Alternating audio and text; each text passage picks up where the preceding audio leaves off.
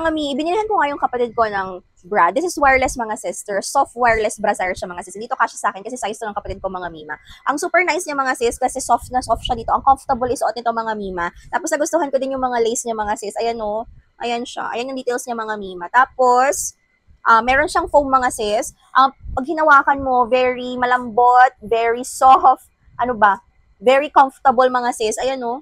Feeling mo parang wala kang suot na bra. Ganito yung mga perfect na sinusuot mga sister, lalo na kapag nasa bahay kayo. 'Di ba? Yung marami kayong ginagawa, ayan oh. Yung marami kayong ginagawa, yung gusto nyo komportable lang kayo sa mga suot ninyo. Kaya ayan mga sis, mag-check out na kayo nito mga mima kasi napaka-nice ng quality niya mga sister. Kasi ilang ganito na yung meron kami mga mi. Meron din akong ganito. Ito naman yung sa akin mga sis, ayan siya oh.